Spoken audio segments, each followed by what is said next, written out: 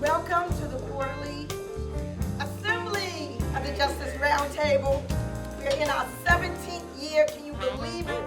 I mean, that is fantastic because there are not a lot of coalitions in Washington or elsewhere, really, that have been in existence 17 years. And actually, someone recently brought it to my attention that we're really going into our third generation of advocates. Can you believe that? I mean, third generation. I mean, in 17 years, we've had people who have come up, and then younger people have come up, and then still younger people have come up. And folks find this as a phenomenal networking opportunity, a way for them to get their feet wet in terms of what's happening in D.C. on the federal level, on the local level as well, and then go on to do great things. So again, welcome. My name is Nikichi Taifa. For those who don't know, I'm the convener of the Roundtable and was there from the inception, as well as several other OGs in this room.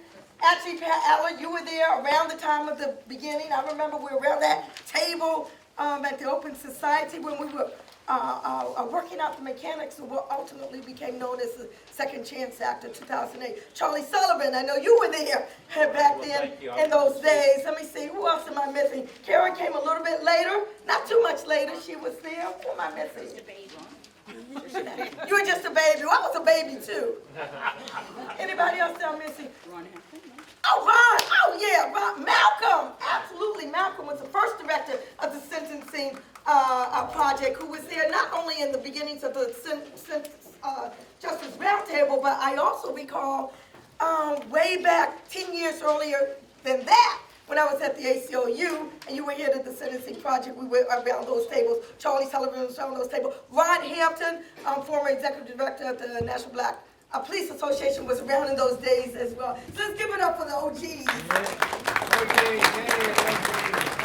But we know things cannot progress unless we have the newer comers as well. So again, welcome to everyone. So we're about to go around and see who all is in the room. We have an exciting presentation for our feature this morning.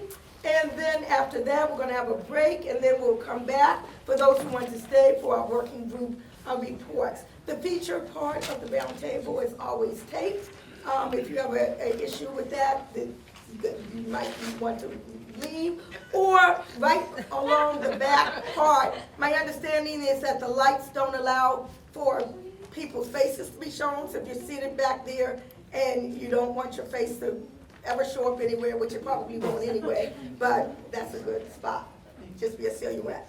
Okay, so welcome everyone who's there on Zoom as well. So let's see, I'm also the founder of the Taifa Group, LLC, which is a consulting firm, and I was 16 years with the Open Society, and prior to that, a whole lot of other things. So we're going to kind of go around the table, and then we're going to go around the room. And everyone sitting on this part of the table, at least most of the folk, are going to be our featured presenters today as part of our game show, right, Pat? Yeah, we try to go mix it out just a little bit for you all today. That's okay. With your help. With your help. This is going to be very interactive. And guess what? Everybody's going to get a gift at the end, so don't let me forget that as well. So just give name and organization, or name of what you're affiliated with, and we'll go around and then we'll start. Patricia Allard with Justice Strategies. Ebony Underwood for We Got Us Now. Susie Lavelle, Washington State Department of Corrections. Bill McCall, consulting with Justice Strategies. Oh, wait, hold on. You all need the microphone. I have something on my thing that makes me loud, but everyone needs a microphone. So. Do we need to turn it on? Hello? Yes, so that people can hear us, I guess, on the phone. Patricia Allard, Justice Strategies. Ebony Underwood, We Got Us Now. Susie Lavelle, Washington State Department of Corrections. Bill McCall, consulting for Justice Strategies. Cynthia Roseberry, ACLU. Good morning, Kanya Bennett, ACLU. Hello, Danielle Neal on behalf of Innocence Project and Safer Foundation. Good morning, Anthony Thomas Davis with the Legal Defense Fund. Hi, Angeline Fraser-Giles with the National Network for Justice. Charlie Sullivan, International Cure. Kara Dodge, the Sentencing Project. Isabel Coronado with the Next 100. Tony Lewis, we got us now. Andrea James with the National Council for Incarcerated and Formerly Incarcerated Women and Girls.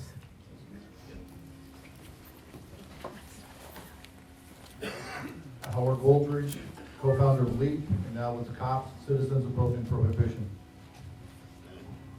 Mel Wilson, National Association of Social Workers. Good morning, Grant Smith, Drug Policy Alliance. Jody Antonio, Friends Committee on National Legislation. Alex Franklin, Friends Committee on National Legislation.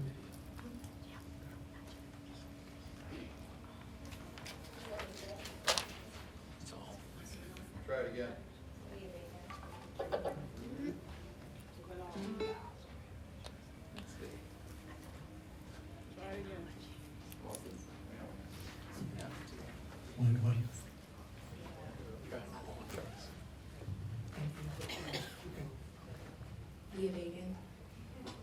Sherry Moses Consulting.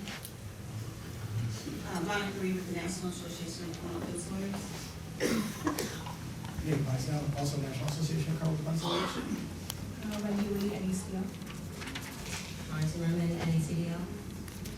Julie Carroll, NACDL. Why are NACDL sitting all together? You guys don't have to move and get to know other people. I can say that because I used to work with NACDL. Allison Close with the National Juvenile Justice Network. Amanda Musa, NACDL, happy where I'm sitting. Elisa Lawson, National League of Cities. Christopher McNeil, Walker. Kimberly Johnson, National Low Income Housing Coalition. Ryan Frosty, Brennan Center for Justice. Christian Brooks, Presbyterian Church USA. Monica Logan Pettis, fellow at the University of Virginia. Jennifer Vieira, Law for Black Lives DC. Wendy Jason, Justice Arts Coalition. Josephine Ross, Howard University School of Law. Carmen Crusoe, Howard University, Africana Studies, and Team Taifa. Carmen, you're supposed to be at the table. Arts DC, Corrections Information Council. Jackie Lansman, Center for Budget and Policy Priorities. Genevieve Citron, the Justice Programs Office at American University. Good morning, Zerlene Hughes Sproul, Advancement Project National Office. Hi, Olinda Boyd, no organization. I am a prisoners' rights and parole attorney. Hi, Coach String with Legal Defense Fund.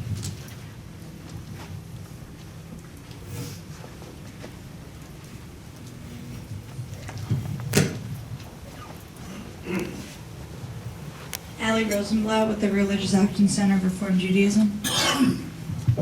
Ronald Hampton, Blacks in Law Enforcement of America and DC Justice Collaborative.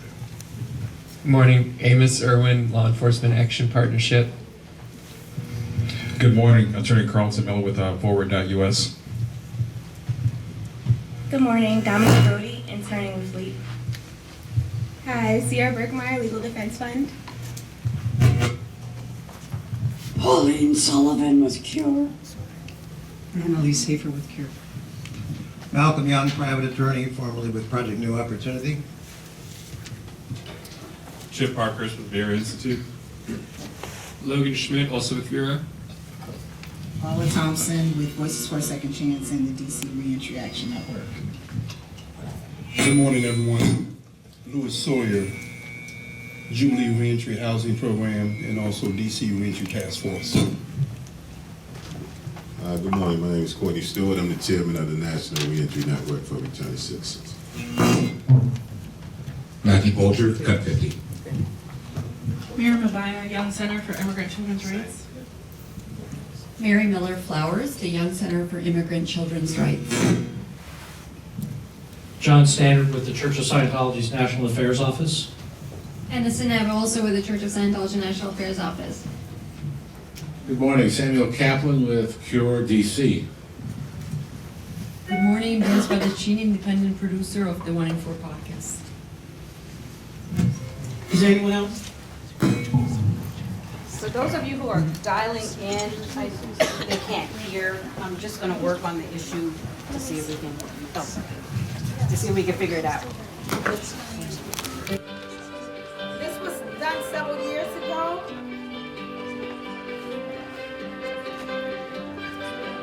Most of you don't know, the Roundtable is a coalition of over 100 organizations working in Washington on federal criminal justice policy reform.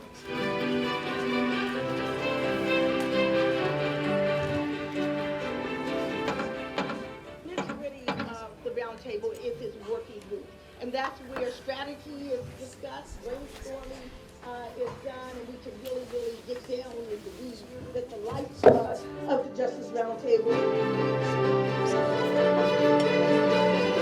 The Roundtable is more general public gathering for those who aren't necessarily enmeshed in the day-to-day work of the working groups can still get a feel for what is happening and what is going on.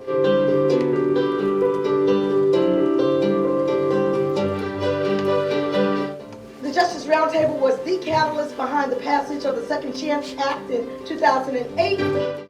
Sentencing Reform Working Group helped to usher in the passage of the Fair Sentencing Act, which reduced the disparity between crack and powder cocaine.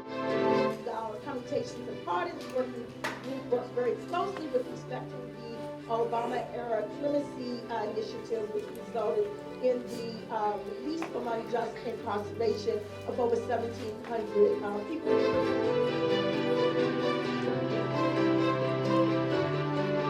The fact that we have come together this evening, we got the call from the Justice Roundtable and we all responded. And it couldn't be a more critical and important time for us to share an evening like this, but be together under one roof, reminded that we are all in this together.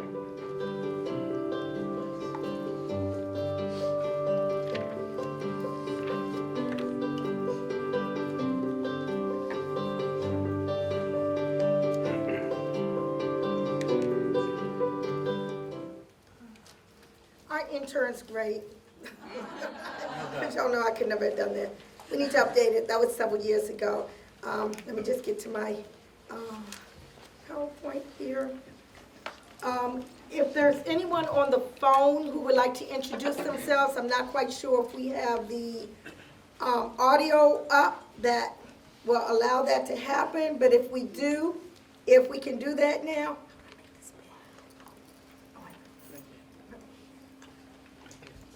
Can they hear us on the phone right now?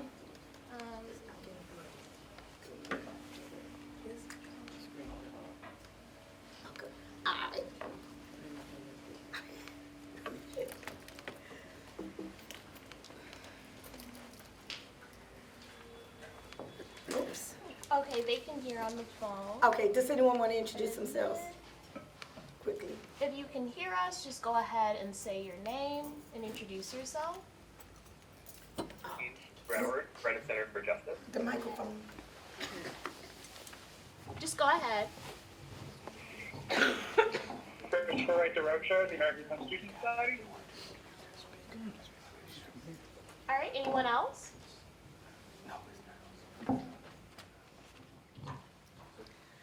Okay, so I know that there are a number of people on, but it's all good. We're going to go in and proceed. So I'm just really very thrilled to be able to be a part of sharing some information in a different style, okay? And we are going to start off by engaging the audience. We going to have a number of different questions. If they're going to either be true or false, they're going to either be fill in the blank, they're going to be multiple choice or agree or disagree. And what you do is just raise your hand when you think you have the right answer. We got that?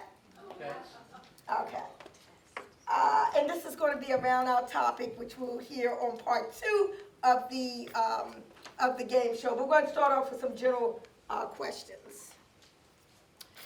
The first one is, a key goal of the Justice Roundtable is to A, reduce incarceration and over-reliance on harsh punishment. I'll read off them first.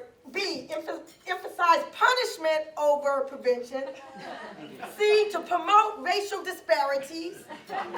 Or D, to ensure that other coalitions adopt a free lunch program for their advocates. So anybody who been to Justice Roundtable working groups, you know you get a free lunch. So which one of those is the key goal to the roundtable? If it's A, raise your hand. Reduce mass incarceration and over-reliance on harsh punishment. Well, it seems like a lot of people think that that one's it. Well, let's see. What about emphasize punishment over prevention? Okay. Promote racial disparities, anybody? Or ensure that other coalitions have this free lunch program. Oh, we got somebody over there. Oh, okay, well, we have a time here. So yes, A is the correct answer. We're going to go very fast with this.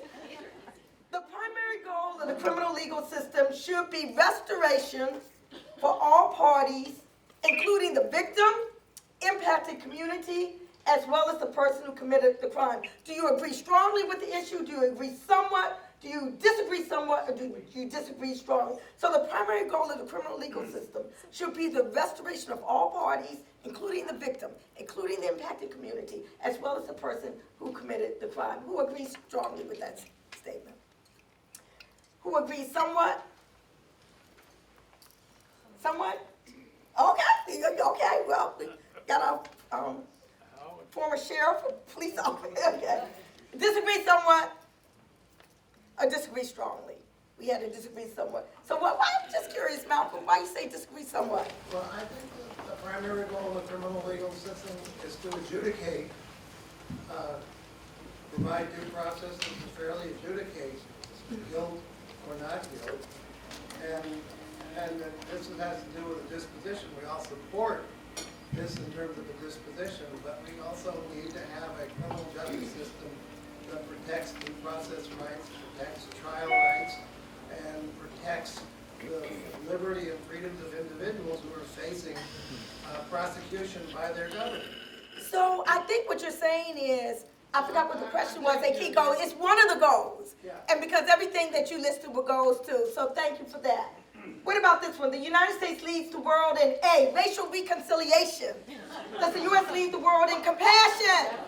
Does the U.S. lead the world in decarceration? Or does the U.S. lead the world in incarceration? A, B, C, or D for A, raise your hand, racial reconciliation. B, raise your hand, compassion. Compassion? Sam, now I know you don't think it leads to compassion. We have Trump as the president.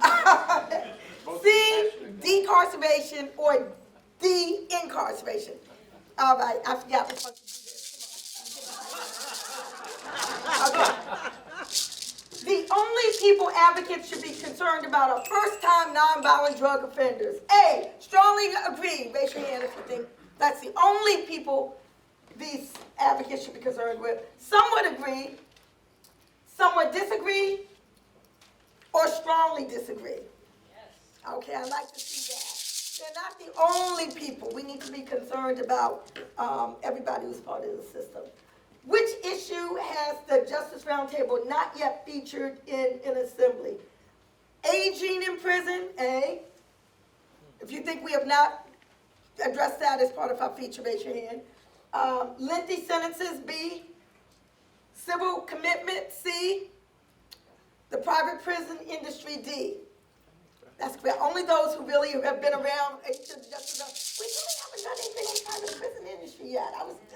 We need to do that, you know what I'm saying? But we've talked about aging in prison, lengthy sentences. We've dealt with one of the first outside coalitions to deal with civil commitment and issues along those lines. But we haven't dealt with the private prison industry. We've dealt with a whole lot of other issues as well. Generally speaking, over the past 25 years, the crime rate in the U.S. has, A, has the crime rate increased? B, if you think it's correct, Richard, if your crime rate remains steady? C, has the crime rate decreased? Yes. Or do you just not know? It's okay if you don't know, because that's why we're here. Carmen, can you move that so that they can see some of that too? Can they see that on the Zoom? It's the light. Oh, You can't okay. see it. So just make sure you're Oh, yeah, no. I think we got it. It's decreased. That was C. Okay. Now, the Maryland Unger decision A, was a colossal mistake and must never be repeated. B, the Marlon Unger decision makes me hungry and think of Maryland crabs. C, the Maryland Unger decision is an excellent example that people convicted of violent offenses can safely and successfully re-enter society. Or D, I have no idea what the Unger decision is all about, but I would like to know. Where do y'all fall on that? C. But I'm thinking about B a little bit. You're thinking about B? What about have no idea and would like to learn more? I don't know what it is. Okay, good. So we covered that in one of our Justice Roundtable assemblies, and guess what? You can go on our website, justiceroundtable.org, and we have the videos of past our Justice Roundtables, at least those that have happened since I left the Open Society.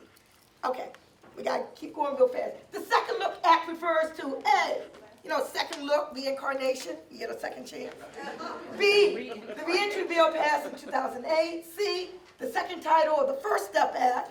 Or D, the review of one sentence after a sum of years has passed. Anybody know? Second look at A, raise your hand. Reincarnation. B, the reentry bill passed in 2008. Second look, reentry bill. Anybody? C, the second title of the First Step Act. No, that's not correct. Or D, the review of one sentence after a sum of years has passed. Okay. The acronym COIP stands for A, C, criminal, O, offenders, I, N, P, prison. B, care of inmates' potential, COIP. Or number C, COINTELPRO's invasion of privacy, COIP. Or children of incarcerated parents. Which one, A, B, C, or D? D. And we're going to be hearing much more about that today, children of incarcerated parents. The Family and Offender Sentencing Alternative Program, FOSA, in Washington State is A. And then raise your hand as we go along. Is it very familiar to you? If it is, raise your hand. B, somewhat familiar to you. C, not very familiar to me. D, never heard of it. Good, well, you're going to be hearing about it today. Parental diversion is A, when a parent spanks you so you won't have to go to jail, right? B, a supportive sentencing alternative for custodial parents. C, a concept that aims to keep children united with their parents. Or D, both B and C. D. Which one? B, D, which is B and C. Now, when you do those multiple choice things on the SAT and the bar exam and all, that's how you know when you don't really know the answer, that makes sense. B and C makes sense. The Family Sentencing Alternative Pilot Program, FSAPP, in Oregon is very familiar to me. Raise your hand. B, somewhat familiar to me. C, not very familiar to me. D, never heard of it. All right. You're going to be learning about it. What two states are the leaders in parental diversion? A, Massachusetts and Hawaii. Raise your hand. B, Washington and Oregon. All right, this is like this polar audience here. Let's look around and see what everybody else is saying. C, Tennessee and Florida. Or D, Mississippi and Virginia. I think most people said what? B. You'll be hearing about that. Washington and Oregon. Massachusetts ain't far behind. Massachusetts ain't far behind. Well, you're going to be talking about You'll that. get it. About how many children have had a parent incarcerated at some point in their lives? A, 100. Raise any hands. B, 1,000. Anybody? C, 10 million. Or D, 100 zillion. Zillion. That's another one which is we know it's not 100 zillion because we don't even know what that is. We know it's more than 100. You kind of presume it's much more than 1,000. So let's give it up to y'all there. We're hearing about that. True or false? Since 1980, the number of children with a father in prison has increased 500%. True.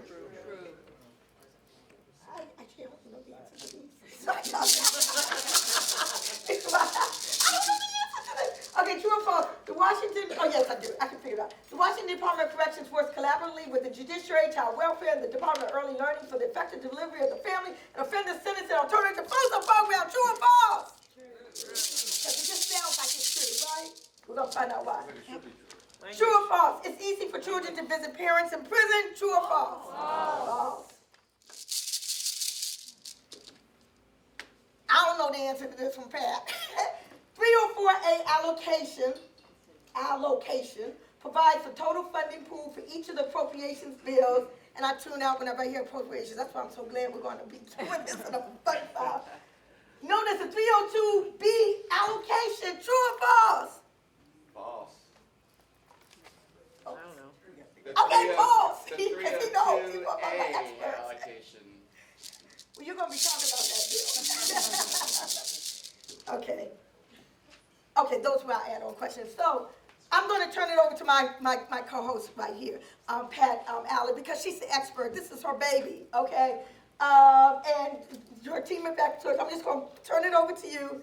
And let's give all of you all a hand, because we're going to come back at the end for one final question to see if you all get your prize. Okay? Okay. Dear audience, thank you for getting us all the way to level 4.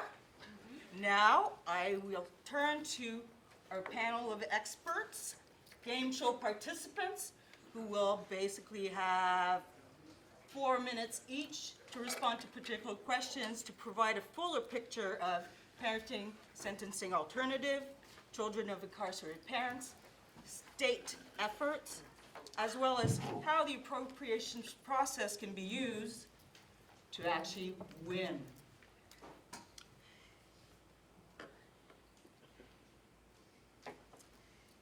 I think what is really important, and Nkechi's already mentioned, you need to pay close attention, because the final question can definitely make us win this game.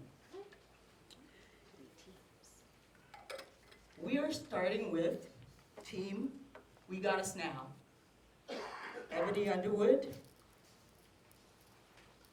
we have a very specific question for you.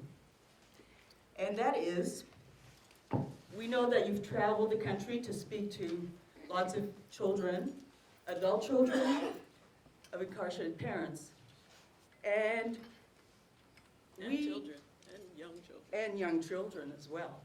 And we need to know, what is the most common impact that they are speaking of when it comes to parental incarceration? Financial, emotional, educational.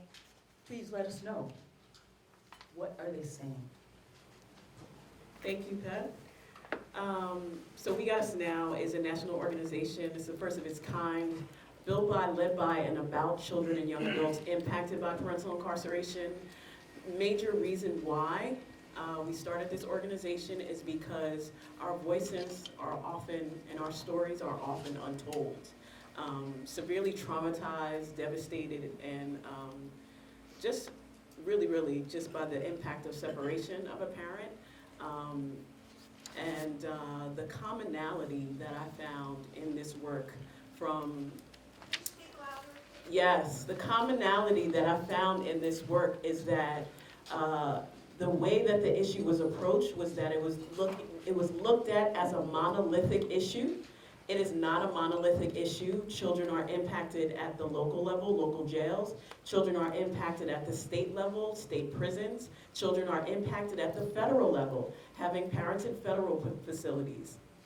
Most of the work that had been done prior to We Got Us Now was focused primarily on local and state work that supported direct services to them. However, there was work that actually approached them, but there were no direct services. So We Got Us Now started this organization to really begin to build community amongst children and young adults who've been impacted so that we can create holistic 21st century children so that we don't have another generation of mass incarceration. What we found is that across the board, children want to be able to visit their parents. Separation has now made a generation of young people immune to this parental incarceration. It's been normalized. So many young people are completely devastated because it's just something that because they've normalized it, it's now become something that they just they just literally don't understand how to cope. And so as you become a young adult, and this is why we incorporate young adults, as you become a young adult, all of these feelings and all these emotions and all of this thing that you never addressed because nobody actually talked to you or ever centered you when it came down to your parent being incarcerated began to come up. And how do you deal with that emotionally? And what is being done? And so we got us now created a community so that we can focus on our emotional, mental, physical well-being of those that have been impacted, but also to advocate for all the young people that are going through this so that they can too not have a generation of mass incarceration and that they are well supported where we weren't, that they are well supported in this work. And so I'll say this, we are working to end mass incarceration, number one. We are working to keep our families connected, number two. And then thirdly, we are working to create fair sentencing for our parents. And alternatives to incarceration is absolutely one of them. And what Washington State is doing through FOSA is one of the things that we are advocating for. Thank you. Thank you so much. Thank you, Evan. Now, the second question that we had was Family and Offender Sentencing Alternative Program. FOSA. Language. Whew. Language. It's painful. It's painful. Sorry, I'm just repeating the title. Gotcha. In Washington State. Most of you have not heard of it. So I'd like to turn it over to Susie. We've heard that Washington State, in response to the growing cost of incarceration, passed the Parenting Sentencing Alternative in 2010 with the intent of maintaining public safety, reducing the cost of prisons, and ensuring that strengthening families and the parent bonds. So could you give us a better picture of specifically the FOSA aspect of the program? Morning. Thank you so much for inviting me here today to talk about this. And I agree, Andrea, we have to change that word offender, no doubt. We're working, making some efforts to that and are changing in our system, referring to individuals as incarcerated individuals, as well as trying to change statute, but that's going to take a little more time for us.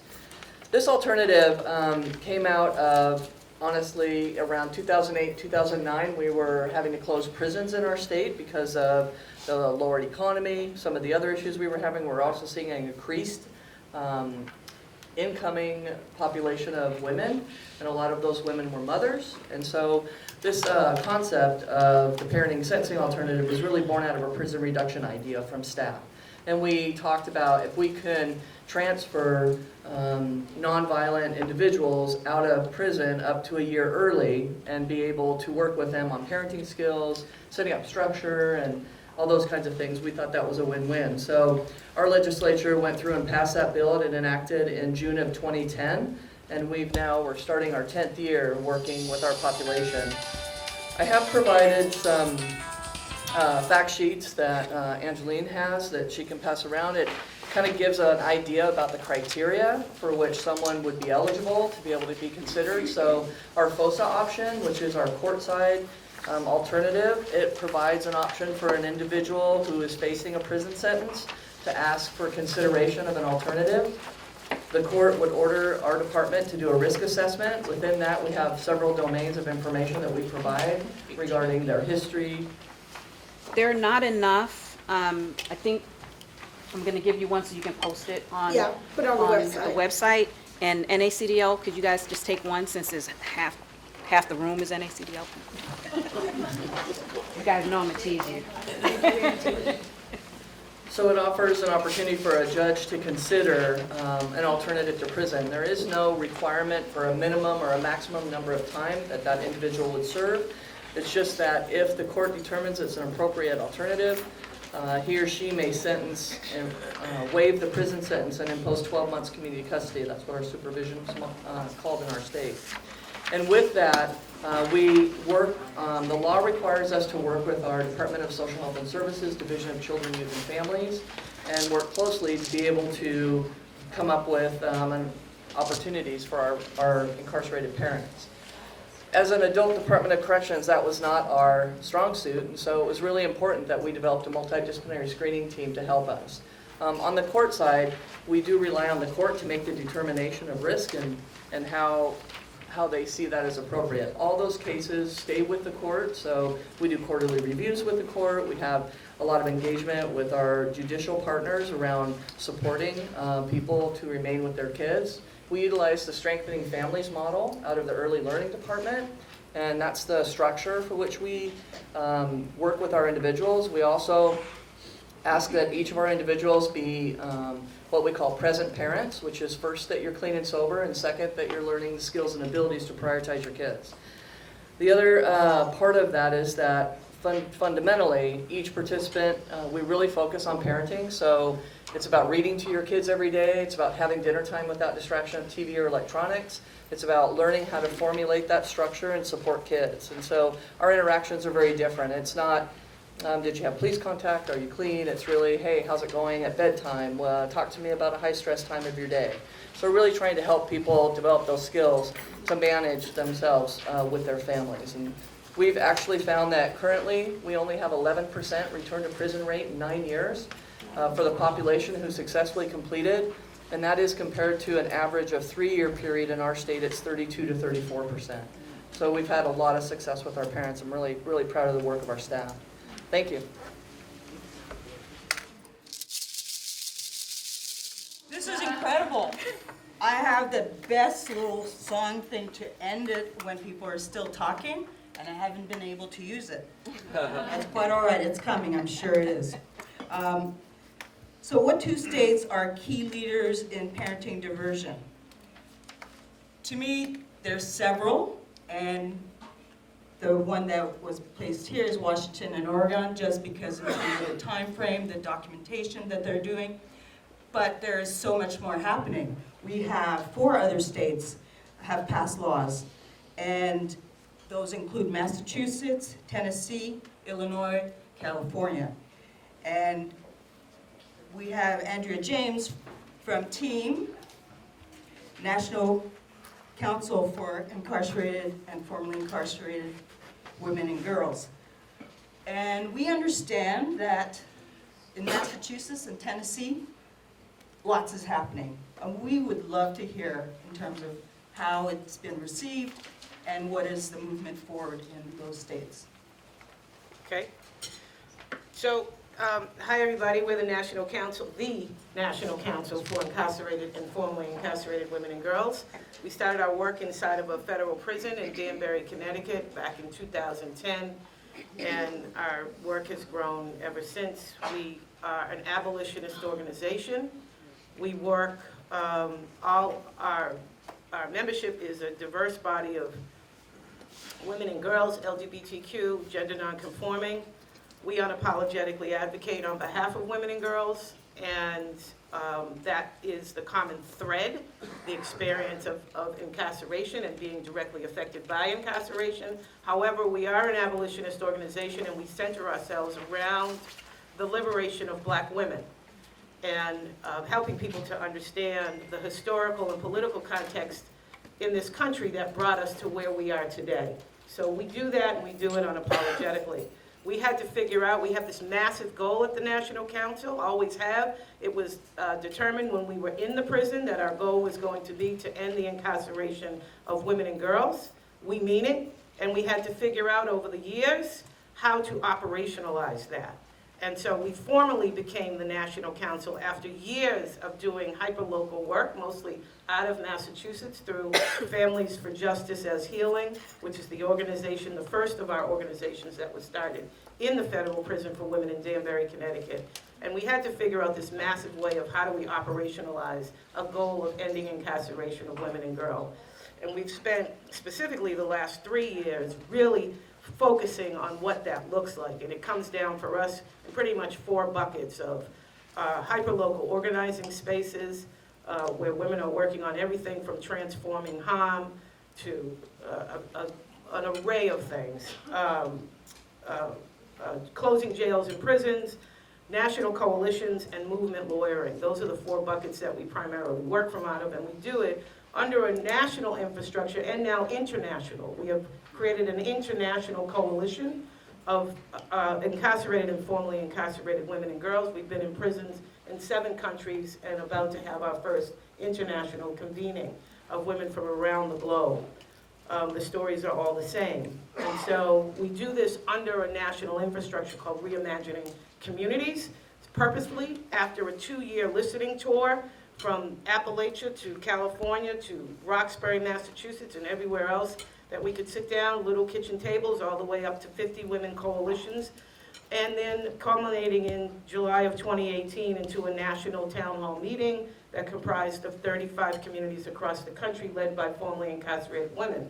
We took all of that information and we dumped it on the table. And we came up with Reimagining Communities, which is our national infrastructure.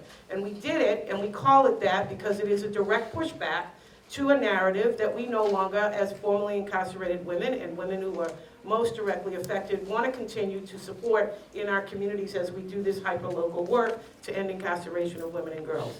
So it's Reimagining Communities because we're tired of reimagining prisons, and we will not continue to support that narrative.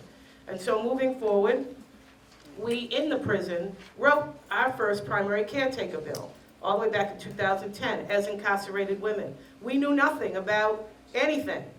We knew nothing about, all we knew, we were 2,000 women, we were crammed in a prison. 2010 was a pivotal year for incarceration. As we know, all of these legends who we are sitting next to, starting with Nkichi Taifa, who were fighting on behalf of us, and people in prisons around the country, we knew nothing about the fact that, what was going on the outside, but also in 2010 at that pivotal moment, because of the work of Michelle Alexander, people had been writing and talking about this for decades, but sometimes it takes something to really raise awareness in the general population of the country about what is really happening here. That was really a pivotal moment in this country when that book, The New Jim Crow, came out.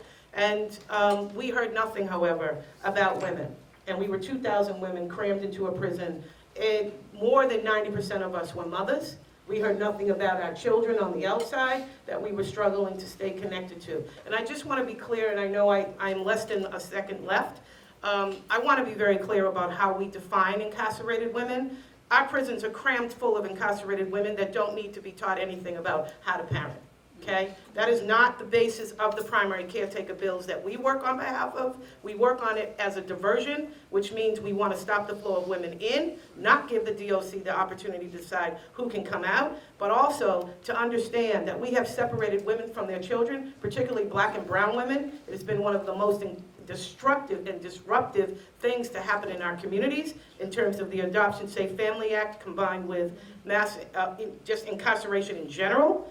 And there are thousands and millions of women directly affected by the criminal legal system that are wonderful, incredible, courageous women that are survivors. They are brilliant and they are strong, and they do not need to have something focused on teaching them how to parent. I don't know if I answered your question, but I had to just say that.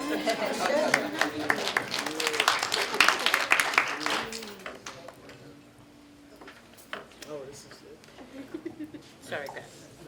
I'm sorry. I will come back to that because I'm really interested in knowing what is happening in Massachusetts and Tennessee.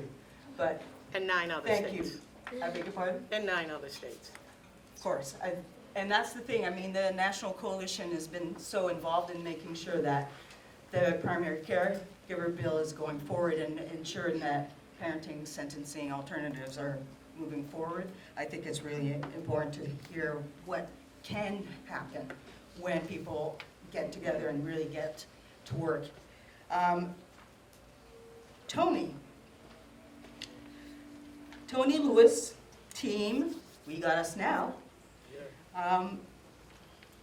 we talked about 10 million children impacted by the criminal justice system, from arrest all the way to incarceration. And probation, parole, that's a lot. In the work that you've been doing in DC and with Justice We Got Us Now, what has been some of the most important aspects that you've noticed when talking with other young people with respect to the impact of incarceration? Thank you. Good morning, everybody. Good morning. So that's a broad question. I think specifically here in DC, something that's incredibly interesting. I'm gonna stand up too because I don't talk that loud. Y'all hear me now? Is that we don't have a local prison system, right? So you break a DC code offense, which is a local law or federal law, you do your time in the Federal Bureau of Prisons. And we also know within states, right? It's not like prisons are next door. So particularly if you're in big states like California, Texas, even like Michigan or New York State, prisons can be far away. But like in my instance, when my father went to prison, which when I was 9 years old, I'll be 40 in May. So his first 13 years, he was in a place called Lombard, California. So it's 3,000 miles away from me for that long. And you can just imagine what it took to maintain some form of relationship given that. But just what it's taken to maintain a relationship after 31 years of incarceration, though he's about 2 hours away currently. But children in DC face that dynamic, right? And not being able to get to your parent, if you will, mom or dad. And in some cases, when we talk about women, there's not as many women federal prisons. So that has also, I think, a special impact on women, and not just in our city, but across the country if they're in federal prison. And with that being said, Ebony touched on so much, and I'm very proud to be an actionist in the first cohort of We Got Us Now, is that to really amplify sort of the voices of children with incarcerated parents and what they need.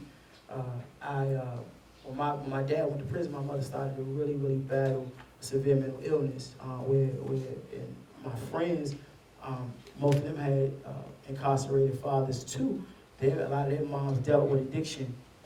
And we coming up in DC when DC was the crack capital and murder capital of the United States. And so in many cases, and even if you live in a more affluent community, what happens is that the destabilization that happens to that family when a parent goes to prison. And the people that are left, we miss not just the trauma that's on the child, but the trauma that hits the family as a whole, and whoever is left to be responsible for that kid or those children. And so here in DC for most of my adult life, I've been sort of trying to raise the voices of those individuals and see how can we support them. And for me, a lot of that starts in school. I'm proud to say that I was able to assist DCPS with developing a form that will help identify, obviously families will have to self-report, but to help identify children with incarcerated parents for the sake of providing resources and supports for them and their families. When I was the chair of the Mayor's Office on Return to Citizen Affairs, the Commission on Return to Citizen Affairs, Reentry and Return to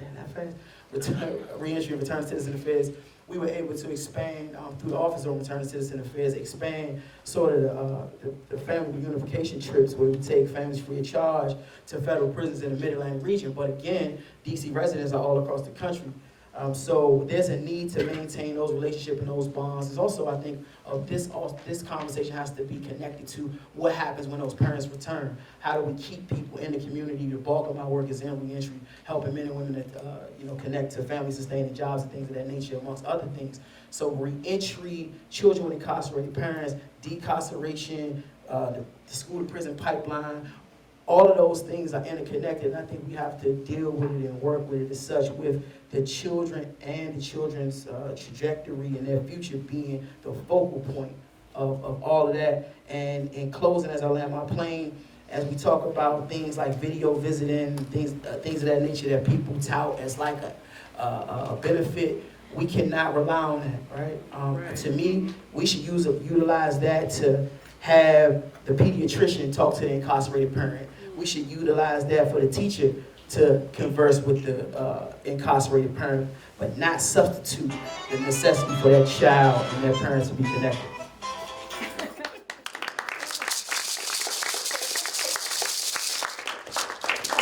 Was that his game show? That. Time? Oh, that was a timer. Oh, you need to tell us. I thought you needed the reprint and not turning off the phone. I didn't have the chance to use it. I used it twice. Okay. I just want, it makes me want to dance. Thank you, Doug. Okay. I thought I was going to have to discipline you. No. No one's calling me right now. I want to come back to Isabel Coronado, and my apologies, I am using the French pronunciation for myself, with Team Next 100. And we are hearing rumblings that Oklahoma is considering parenting sentencing alternatives. I'm wondering, how has that been received by the legislature? How are the communities responding to that possible opportunity? And if funds were appropriated to, in part, offer planning grants, would you guys be interested?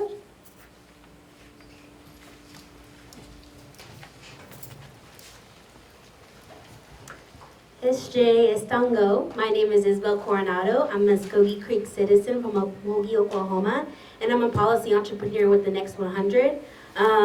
We're a policy think tank. We're kind of rebranding ourselves as a think and do tank.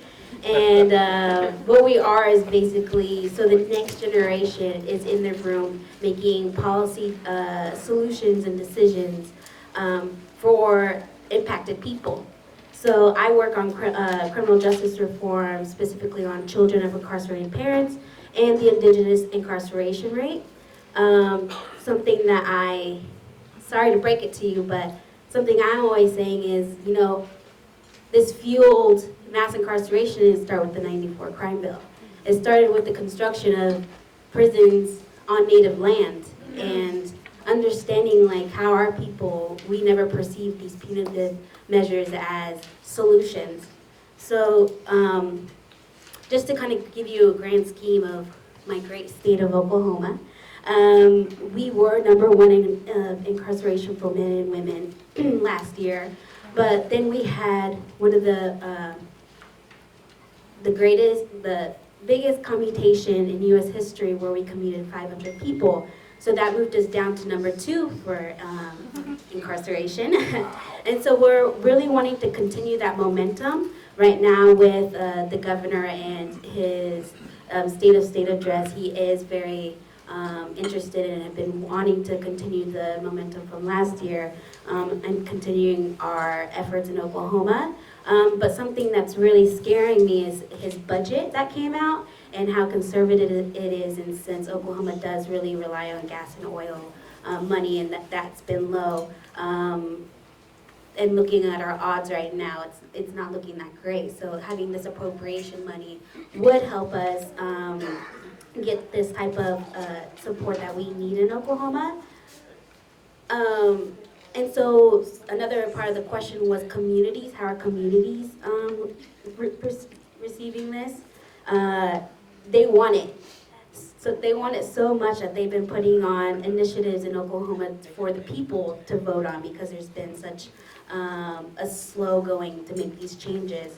And so, especially within my tribal community, we've been very proactive in how we treat our people coming out of prisons. We've established housing, transportation, education opportunities, everything that they need coming out. We have it right at our tribal complex.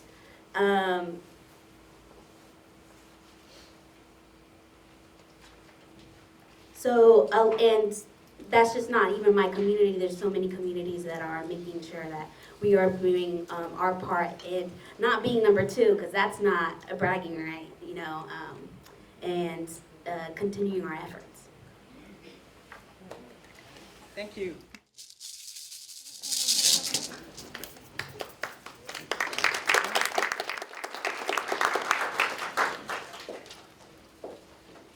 I want to go back to the true or false.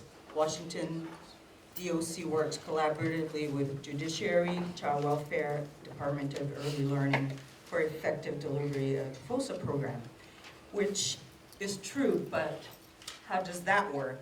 How do the delivery of the services unfold? How is the collaboration unfolding? And we're also interested in what kind of cost savings have you guys seen?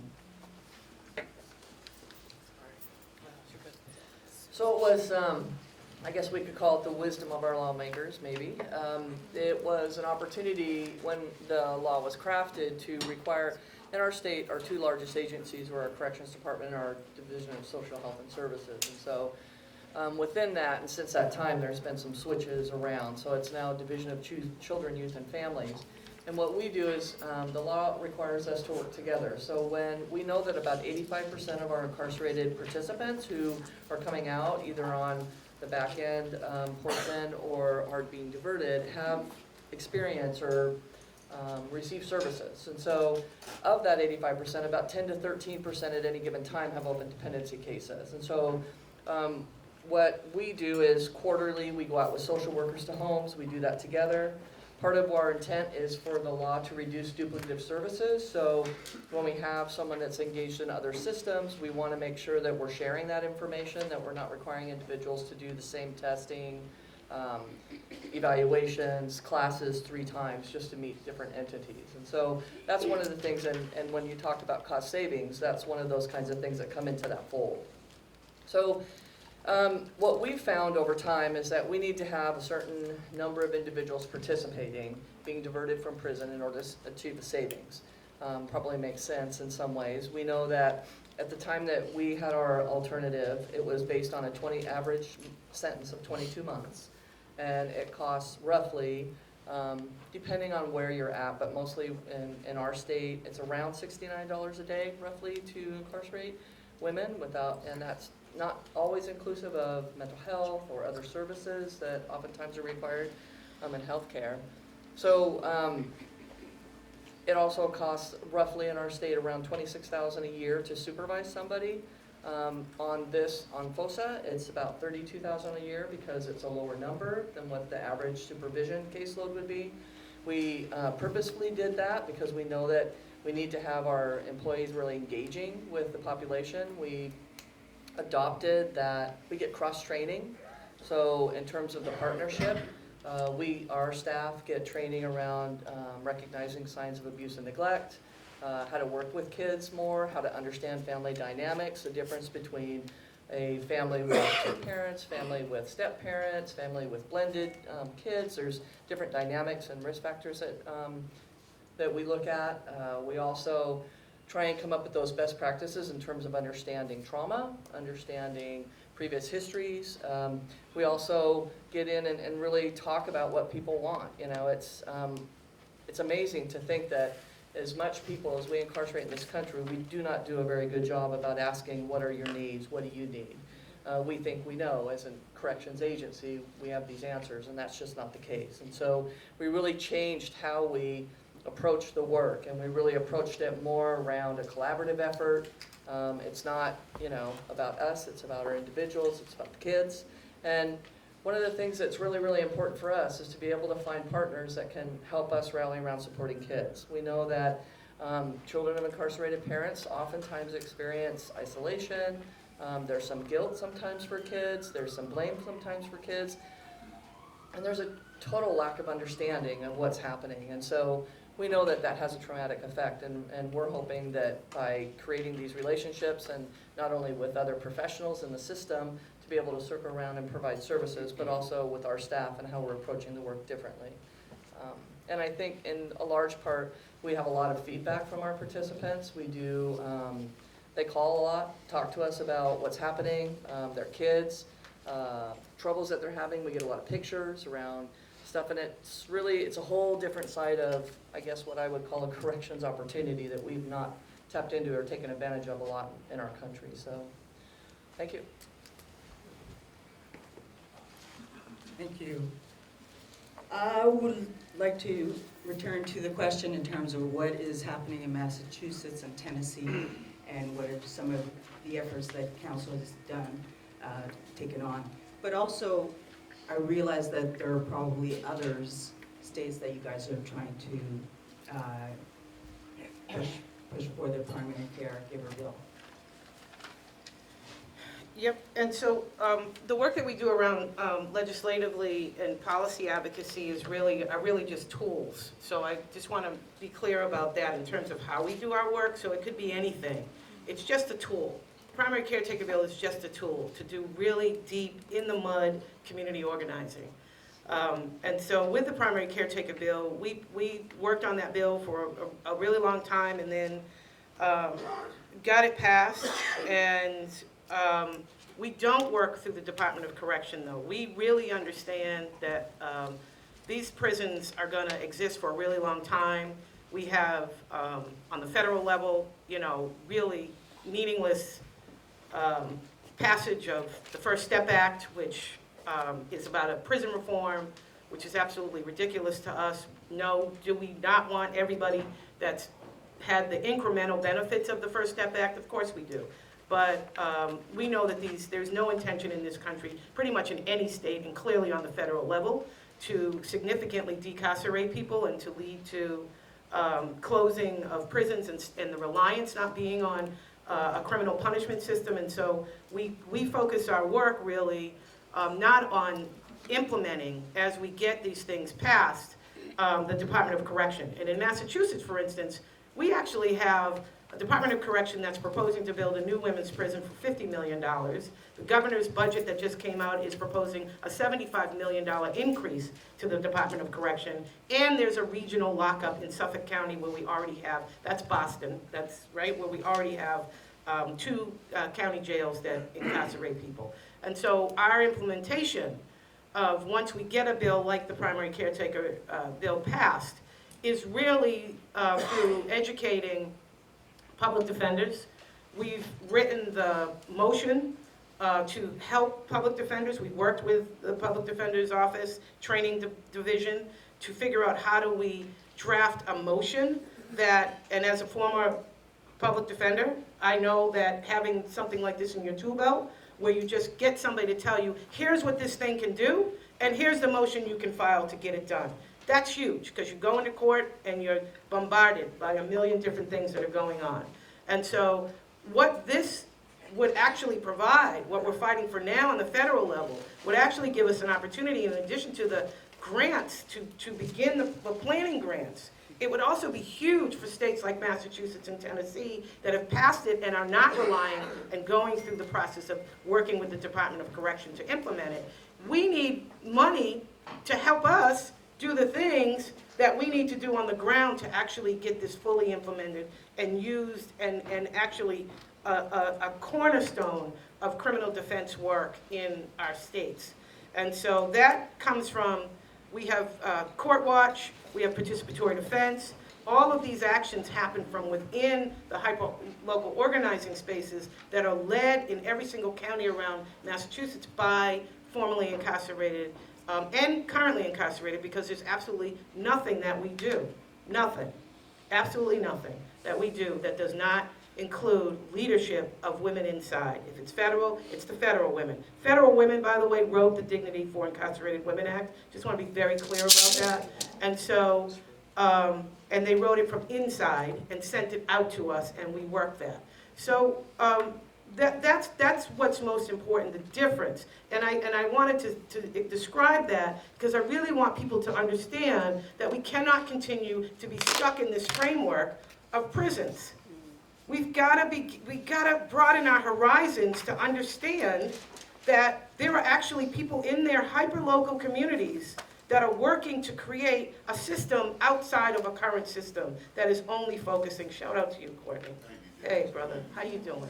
So I know I'm in the right place when I'm in DC and see the brother Courtney, because I thank you. Shout out to Courtney Stewart, National Reentry Network for Returning Citizens. Thank you for co-signing this gathering. I appreciate you.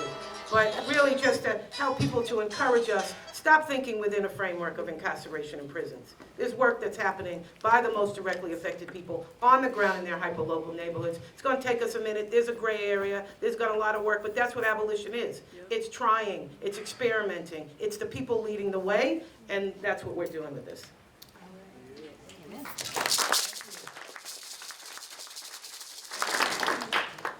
I'm just going to do a quick segment.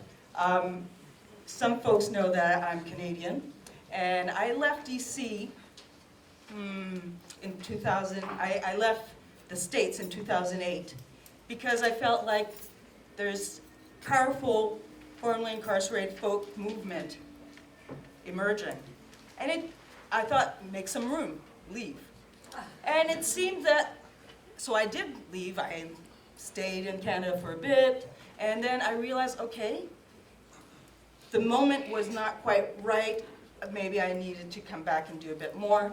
And then I met Andrea. I saw lots more folk, and now it's just like the movement is very vibrant. So I think, thank you for sharing the need for the movement to support the initiatives coming from you guys at the ground level.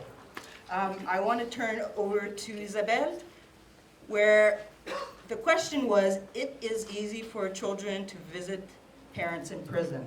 True or false? False. And I would love to hear more about why is it false in your humble opinion.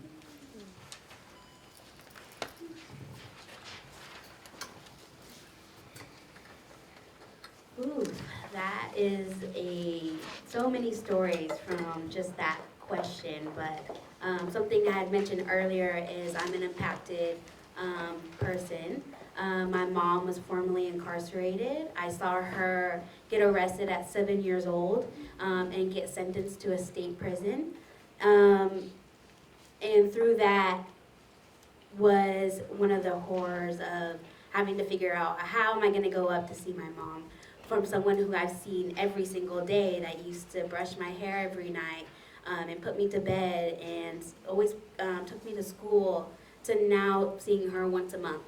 And something that I had found was that was very helpful was the Girl Scouts Beyond Bars, which is an organization. It was a great organization, and it very much helped my grandmother, who at the time was my caregiver and had to take on the responsibility of what she thought she was done raising kids, but then taking me in, and of course she would say it was nothing at all, but I knew at that time that I really had to not only be a 7-year-old anymore, but grow up a little bit quicker, because I wanted to be more helpful to my grandma, who I saw was aging and had her own things going on. And so when we're talking about visiting, that's one of the most crucial things, is keeping that connection with your parent. It's not enough to want to go visit. With this, what we're fighting for today is making sure that they're staying home and they're not going to prison. That would cut down on that traumatic experience of having to live with a parent that's no longer in the home and having to go see them. And that's something that I have to deal with still to this day, 15 years later, of that impact. So it's not enough to say that we need to have better visitation places or have proximity. No, we want our parents home. That's where they're meant to be, with us. But luckily for my story, my mom was then released 2 years later. She made 2 things a priority. One was her education, and 2 was being my role model and raising me. And she did just that by going to law school and then serving our tribe as our reentry attorney. And that in turn, of course, had an amazing impact on me, because I saw what a hustler and a beautiful woman my mom and how resilient she was at that made me make education my priority as well. So there's so many good outcomes that can come from really investing in our people and our community, because just seeing from my mom's perspective, she if it wasn't with the help of our tribe, the help of our community, and her own willingness and me being there, you know, it's incredibly hard. And so that's why I'm fighting so hard for the other 2.7 million children who are currently having to deal with this. And instead of what this bill is fighting for, I don't want more kids to feel what I had to feel. Let's bring them home.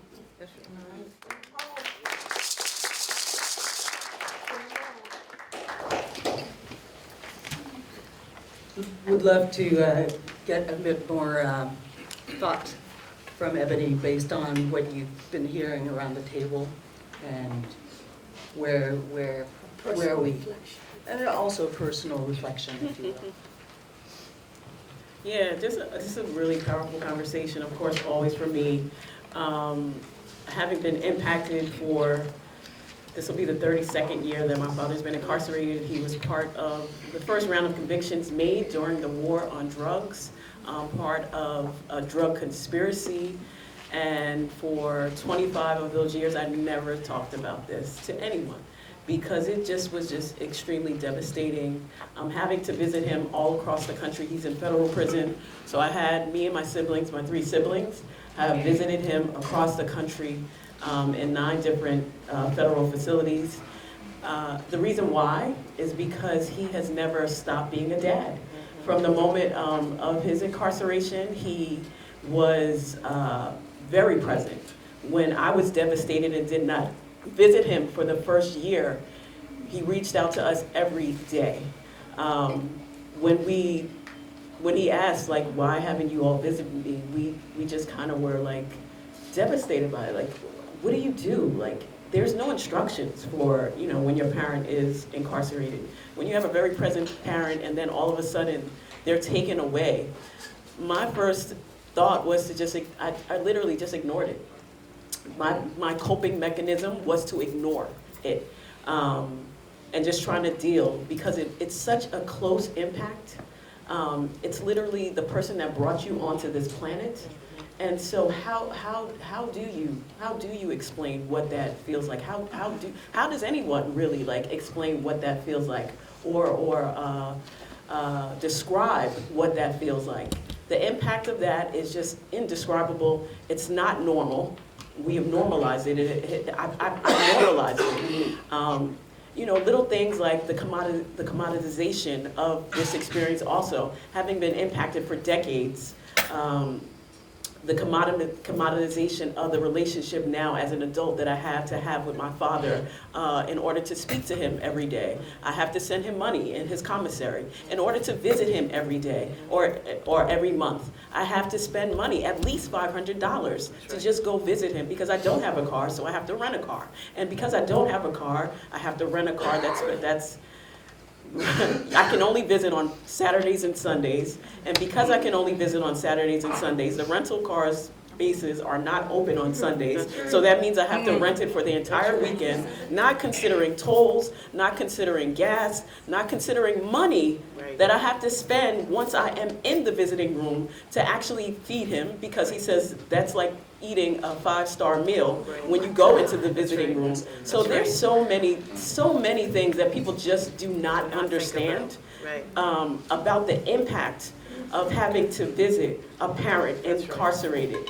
So we definitely need to look at alternatives to keeping our families connected, finding resources and support services that will help to keep and elevate our parents, as Tony eloquently shared, when they are back, and once they re-enter into society. What are we doing as a society for our families and our children? We really, really, really need to think about how we are as a society thinking about family. Thank you.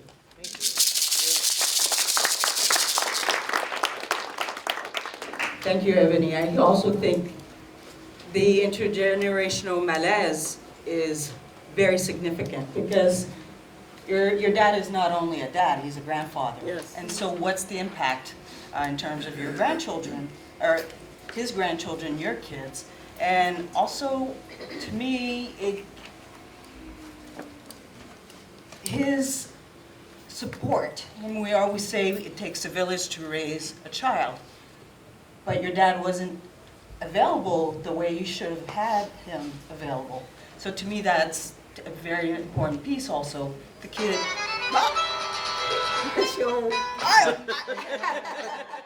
I buzzed myself. Can I add though, I just want to add to Andrea's point that my father does not need to know what it means to be a parent. I mean, he's an incredible parent, and a lot of, as she eloquently shared, many mothers don't need to know how to parent. Many fathers don't need to know what it means to be a parent. My father has been a very present parent, from letters, at the time when we could only write letters, to now emails, to now, and always very consistent with phone calls. But again, the commoditization of this experience is just, where are we spending our tax dollars? Like, why are we spending our tax dollars and separating people when there's so many different ways and alternatives to keep families connected? Right. And so we want to really look at the way that we're doing that. From the aging incarcerated, my father's an elder. His grandchildren have never met him outside of federal prison, but they've met him from when they were literally infants. Months out of being born, they've met him, so they've known him their entire lives, but have never met him outside of prison walls. So why are we continually spending resources for people that have aged out of criminality, and we know that they've aged out of criminality, and there's so many of them, my father, Tony's father included, and millions of other families that have been impacted that have these aging incarcerated parents inside of federal prisons, just rotting away, now becoming a geriatric center for our elders. When we could literally be home, they could be home with their families. And if we're a system of corrections, at what point are we correcting anything if we continue to keep people incarcerated for life without parole? So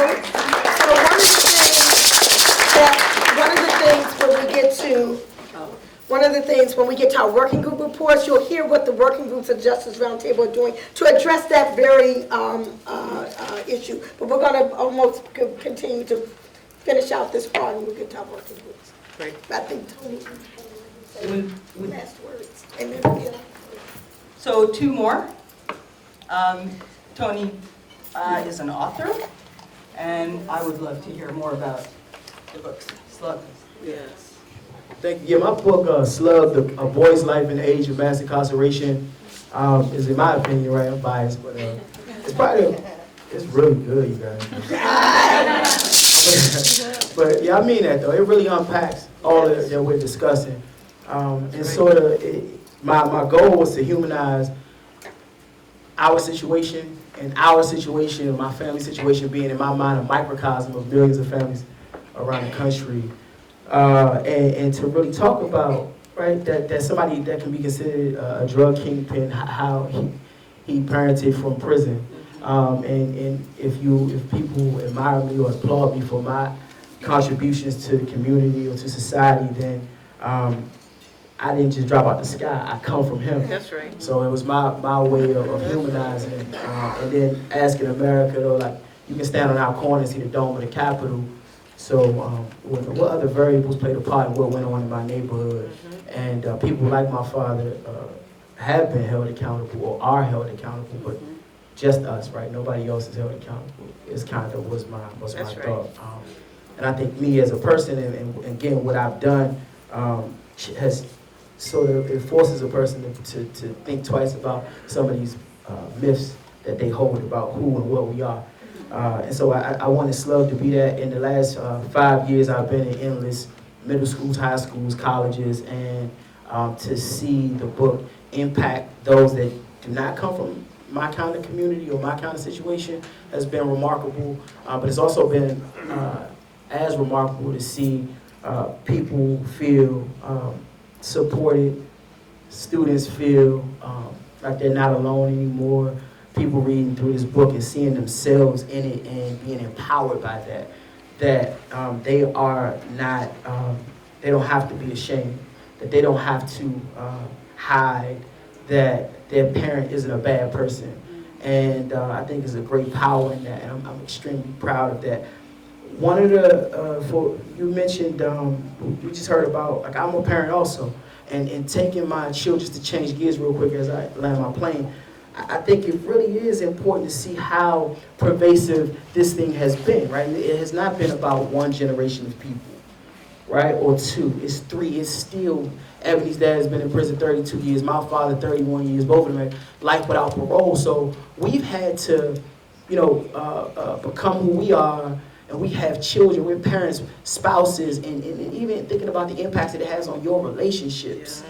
You know, in order for a person to meet your parent, they have to visit a federal prison. They have to be okayed, first of all, right? You don't automatically get on that list, right? So all of these things, I think, are important as we think about it. That's why all voices need to be present in these conversations, because there's nuances and layers to live in this that you will not just automatically think about, right? And again, I'm thankful for this conversation. I think we also, I know you got to start somewhere, but even with these diversion programs and things of this nature, like, do not make this just about people that got quote-unquote nonviolent offenses, right? I think, and as you get younger, right, and what I see in my work as a reentry expert, what I do every day, helping men and women come home, it really, you don't see a whole lot of nonviolent drug offenders anymore. Right. That's another generation. The generation, our generation, and after us, it could be something considered violent versus a gun or, I'm sorry, but I just want us to think through that too. That's right, because it becomes almost counterproductive when we do that, and we don't have the impacts that we think about when we at tables like this in practice, because we're going to exclude a lot of other first-time offenders rather than maybe, you know, gunshot, these young guys, or if there's a gun present, they get charged with violent crime. Like, we got to get to case-by-case basis is what I'm saying. Thank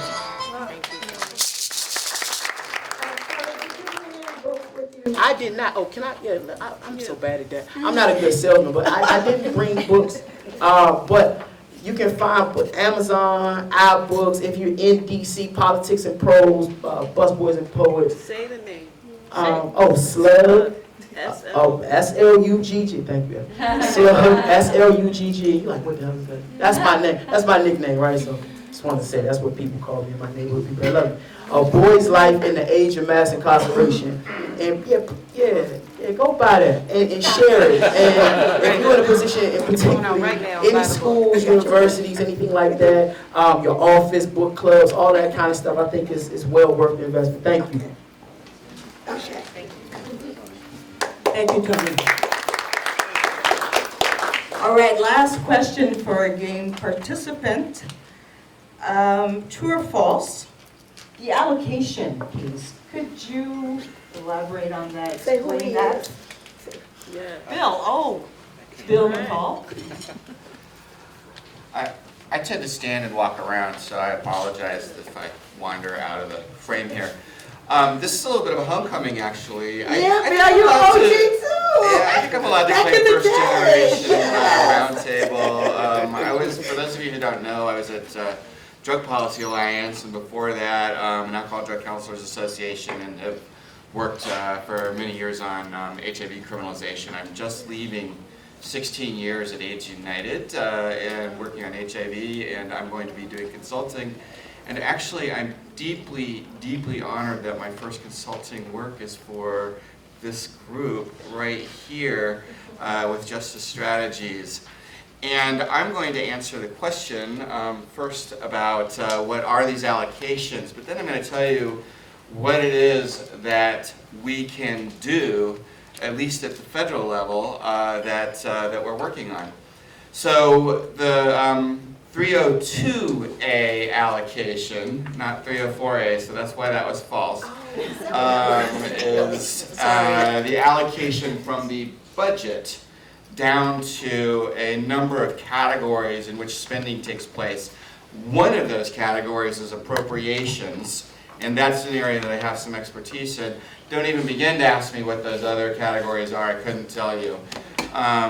But the then the 302A allocation to the Appropriations Committee is turned into the 302B allocation to the subcommittees. And that is the amount of money that each subcommittee in appropriations has to work with. And they are currently scrambling to meet deadlines to figure out where they're going to spend that money. And this is where everyone here comes in, because we want them to spend money on diverting parents of incarcerated children out of prison. And we have been now working, and I have to say that Pat especially has done a lot of groundwork at the federal level beginning last August to educate members of Congress about this issue, and a number of members of Congress have begun to really realize that this is an important issue. And actually, I will say that the same justifications in Washington State also work here in Washington, D.C., which is they also are looking for ways to save money, and they realize that if they can divert people from incarceration, that's a potential savings. So we've been going and making that argument and just educating members of Congress all this week, and I got to be with this powerful group of women yesterday to talk to some of the members, and we'll do some more today.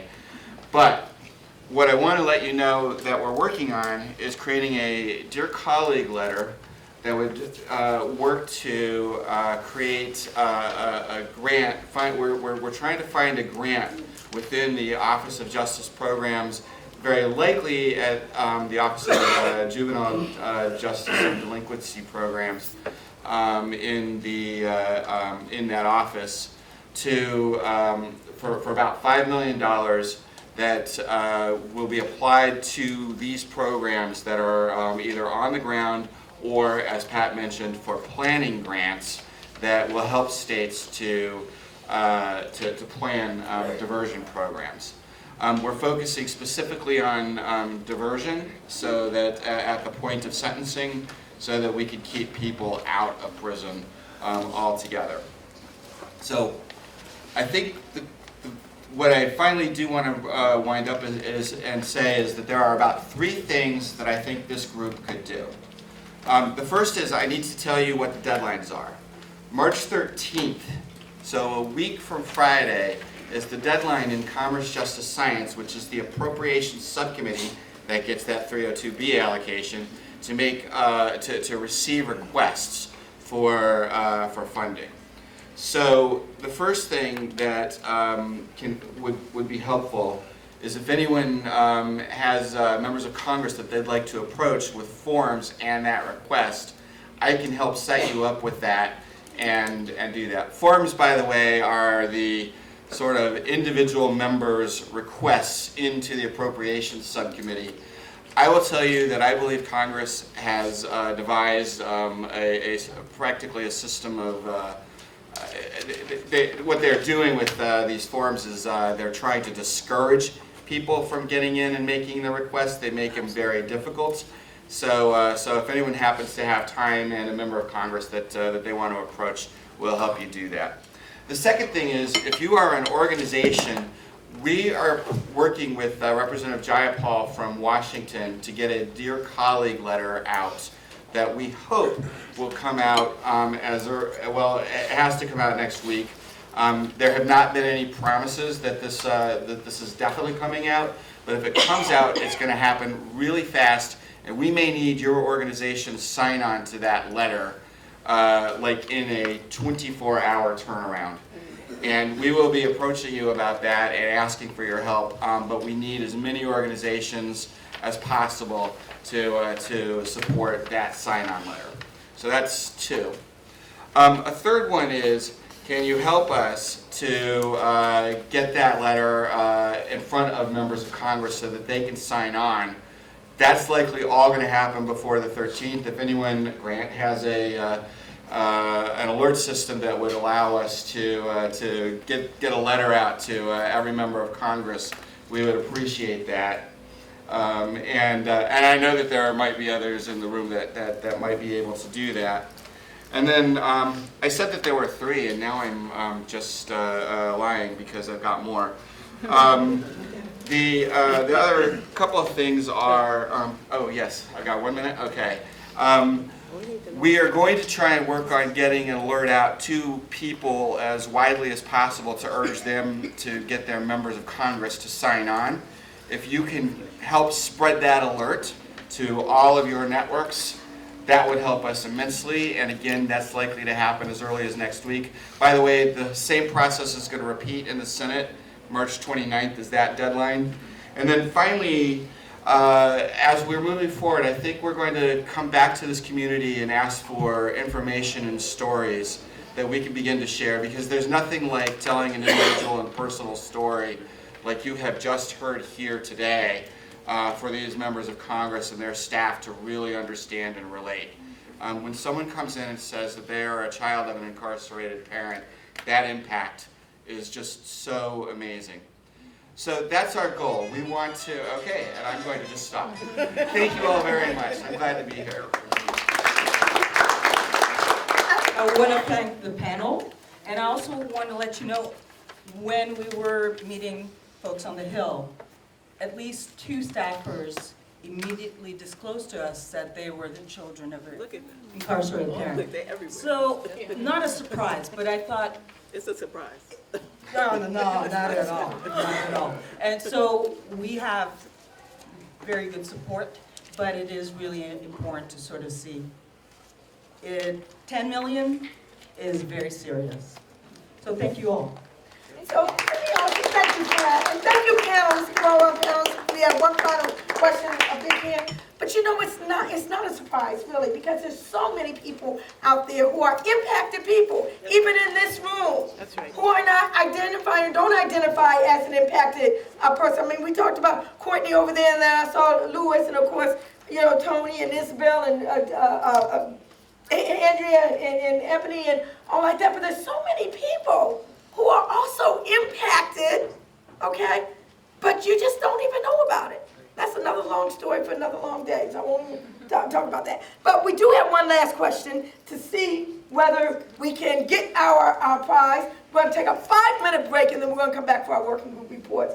So, for the grand finale, Justice Roundtable participants can support these issues by A, forgetting all about this feature presentation you heard. B, helping to solicit congressional sign-ons to the Dear Colleague letter. C, seeking organizational support for these issues. Or D, both B and C. What's the answer, folks? D, which is D and C. All right, let's give everybody